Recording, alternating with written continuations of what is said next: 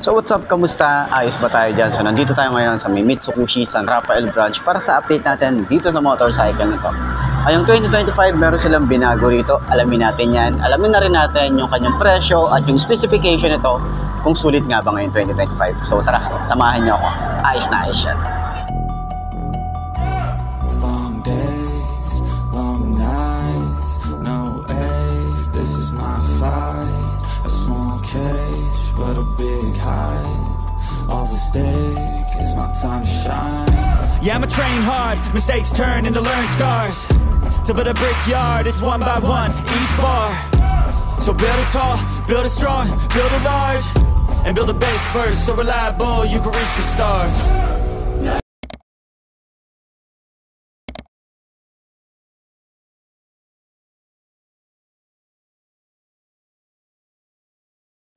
So ayun na nga, ngayong 2025 meron silang version ng Peak 110 or Euromotor Peak 110. Alamin natin yan kung ano nga ba yung mga binago nila rito at yung mga, kung meron man silang dinagdag dito. Alamin na rin natin, baka mamaya ito na yung motor na hinahanap mo. So tara, ikutan na natin. Ayos na ayos yan. So ayun na nga, para sa mga naghahanap ng underbone 110cc Moporma and parang wave type yung datingan, eto, marerecommend ko sa inyo to kasi sobrang mura na ito. Meron ka ng 110cc sa halagang ganito. Okay, kung gusto nyo malaman yung presyo niya, nasa dulo ng video. Skip nyo na lang yung mga boring part or ano, para at least malaman nyo agad kung magkano nga ba to at kung ano yung specification nito at kung sulit nga ba yung presyo niya at yung specs niya. Okay, so dito sa front meron tayong projected lamp. Ganda ng projected lamp, no? Meron na rin tayong park light dito, Moporma. LED na rin yung ating signal light.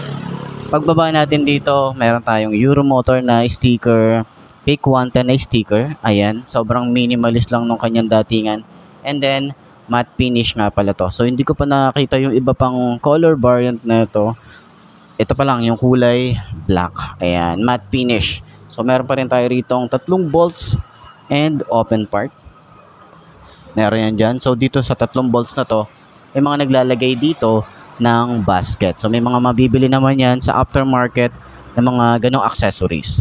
So, pagbaba natin, meron tayong decals dito. So, hindi natin siya pwedeng tanggalin. Siyempre, bago to. Okay? So, matatanggal lang yan kapag na-release na to. Okay? Pero, meron siya rito kulay red and then sticker na Euro. And dito na sa side na to, meron siyang red and may mga design din siya. So, medyo graffiti yung design. Meron din dito sa side. May 110 dito sa side. And then, meron ditong Peak. And then, meron din ditong Peak 110. Ayan. So, yun yung binago nila dyan. Okay. So, meron tayo ritong front fender na malapad. And flexible pa rin. Tsaka, mahaba yung kanya extension. So, naka-telescopic fork. Maganda yung tires. Yuanqing yung brand. Naka-drum brake tayo rito at wide spoke. Ang size naman dito sa harap ay 2.25 by 17. Ayan. So, naka-air-cooled pa rin naman to and then Euro 3. Carb type pa rin ng isang to. Mali naman natin, maglabas si Euromotor ng ganitong design tapos FI. Baka naman, di ba? Mali natin, di ba? Sa mga susunod na mga version nito. So, sa side, meron tayong dual head shifter. So, 4-speed nga pala ang isang to. Ang kanyang gear position ay puro pababa. Okay? Tapos, pagbabalik nyo naman sa neutral, eto, pwede nyo tapakan to. So, combination ng rubber and metal. Ganun din yung kanyang foot pegs. Hindi siya napiflip. Okay, yung design dito sa ating makina, meron tayo naka-engrave dito na Euro.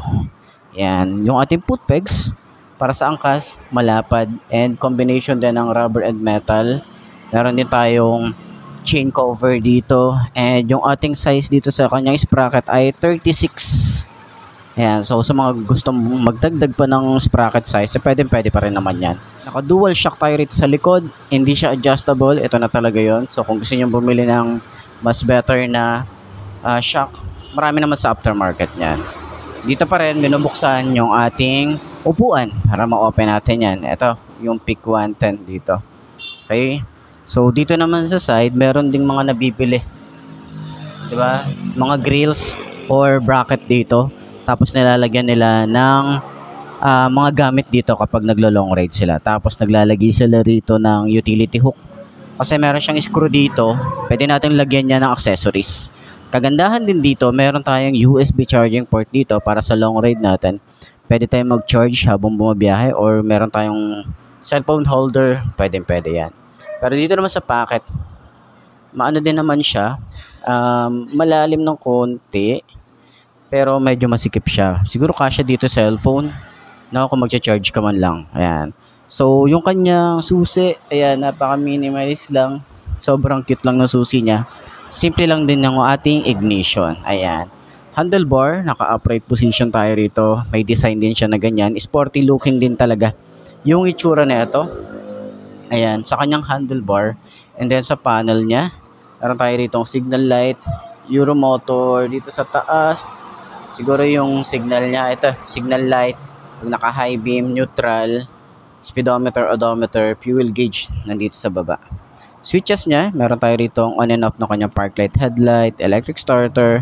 Yung grip niya maganda. Yan, nakapit din naman. Yung throttle sobrang babaw. Yung lever natin dito, manipis lang. Okay? Smooth naman din yan. Pero ito, ano siya, semi-automatic. Hindi siya, yung declutch siya. So, yan, wala naman silang nilabas na declutch. So, ito high and low. Busina, signal light, and choke. Kasi nga, carb type pa rin naman ang isang to. Wala lang sila ritong hazard switch or flasher. So, sana dito additional man lang. So, sa upuan, ito yung isa sa mga nagustuhan natin dito. Kasi sobrang lambot ng upuan niya. Ayan, may mga stitches din yan. Tahi talaga yan. And then, hanggang dito sa ating OBR, sobrang lambot din ng upuan. So, ito naman ang itsura natin sa ating upuan. So, wala sila ritong helmet hook. Okay? Tapos, ito yung ating compartment. At least kahit pa paano, meron tayong mapaglalagyan ng mga gamit. Konting-konti lang, mga papers pwede rito. Basahan, pwede. So, ito naman yung gas tank niya. So, dito naman, sana dito, rubber. Para at least hindi siya nagagasgas. Yan lang naman. And then, yung grab bar niya, ito, ano to, plastic. Okay? So, kung gusto nyo ng mas better na bracket para sa top box, marami namang nabibili yan sa aftermarket. Okay? So, yung ating likod is naka-drum brake din tayo rito. Yuanqing din yung brand. Maganda rin yung tires niya. And then, yung size natin dito is 2.50 by 17. Ayan. So, dito naman sa kanyang taillight, meron tayo rito LED rin. So, maporma yung LED niya rito. Di ko sure kung ganito na siya dati noong 2024. Pero yan, maganda yung forma niya. Signal light niya rito. LED na rin. Ganda, mas lumapad yata siya. Hindi ako sure kung meron bang binago rito. Pero lahat ng ilaw na ito naka-LED na. Yan. Sa tambucho naman, meron tayo ritong cover. Yan. Buong buo yan. Di tayo mapapaso basta-basta.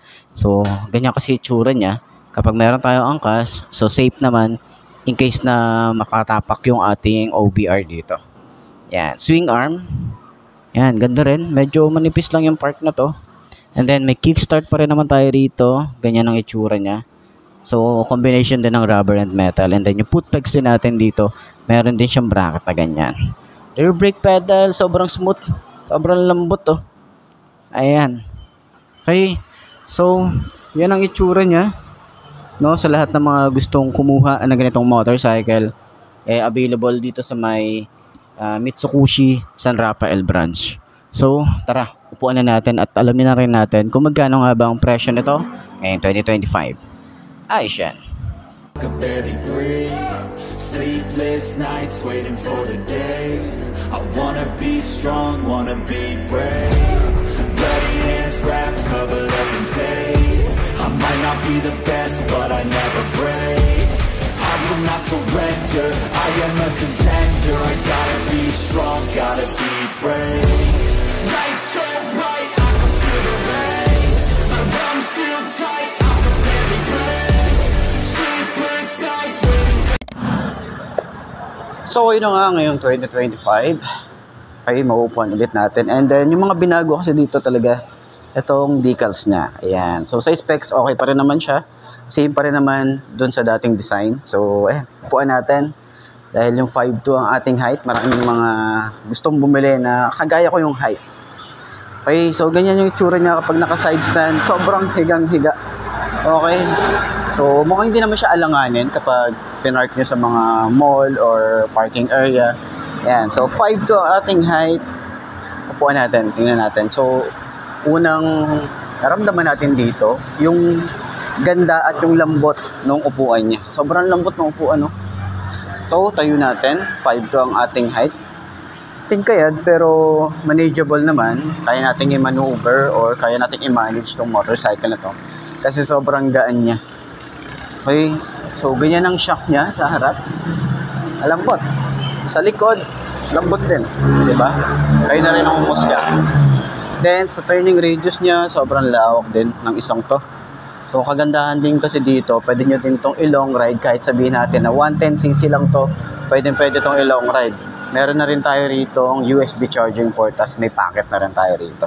So at least, sa mga gadget natin, pwede nating ilagay dyan, di ba? Pwede tayo mag-charge habang bumabiyahe, okay? Or meron tayong cellphone holder, pwede natin i-charge habang bumabiyahe. So ayan, yung gusto ko rito yung upuan. Sobrang lambot. Maganda yan sa long ride or sa kahit anong rides or short ride, pwede. Ang ganda ng ang ganda ng kanyang foam, ayan. So sa upuan pa lang sulit ka na, 'di ba?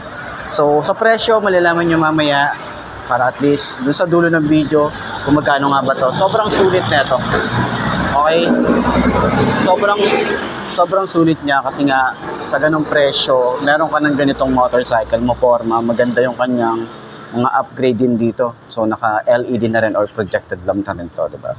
So ayan, sa lahat ng mga gustong kumuha ng ganitong motorcycle, ilalagay ko yung contact number ni Mitsukushi sa Rafael branch para at least direkta na kayo sa kanila mag-inquire or mag-ask kung ano yung mga kailangan nyo malaman, katulad ng mga requirements and magkano nga ba, kung magkano yung idadawon nyo or magkano yung gusto nyo i-down para at least mapa-quotation kayo ng magkano yung monthly nyo. Okay? So, sa cash, pwede din.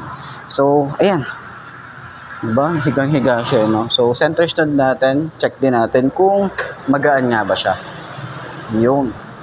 Sobrang dali lang din niya ang center stand. Ayos. So, ayun nga mga best, no? Sa lahat ng mga nagtatanong, magkano nga ba ang presyo nito ngayong 2025 ito? 39,900. Kapag kinuha nyo ng cash at syempre, ngayong araw na to or ngayong buwan na to or may promo sila na no down payment ngayong month na to. So, check nyo na lang din dyan sa screen nyo kung magkano nga ba ang kanilang terms and meron din yan rebate. So, sa tingin nyo, sulit nga ba ang presyo niya ngayon 2025? At para naman to sa mga nakagamit na ganitong motorcycle, pwede nyo i-share dyan sa comment section ano nga ba yung mga naging experience nyo sa motorcycle to. Ayos na ayos yan, di ba? So, yun na mga boss, no? Ito na ba ang motor na babagi sa'yo? Kung ito na nga ay markahan mo na yan at mag-subscribe ka na sa aking YouTube channel, i-click mo na rin notification bell para updated ka sa lahat ng videos na upload natin. Dito araw-araw sila yung tatandaan, wala sa brand ng motor ang itatagal niyan. Kundi na sa pag-aalaga mo yan, tatagal yan. Ayos na ayos yan. So, kita-kita na lang ulit tayo bukas. I'm Mark D. Ciao. Maraming salamat sa inyo. Babush.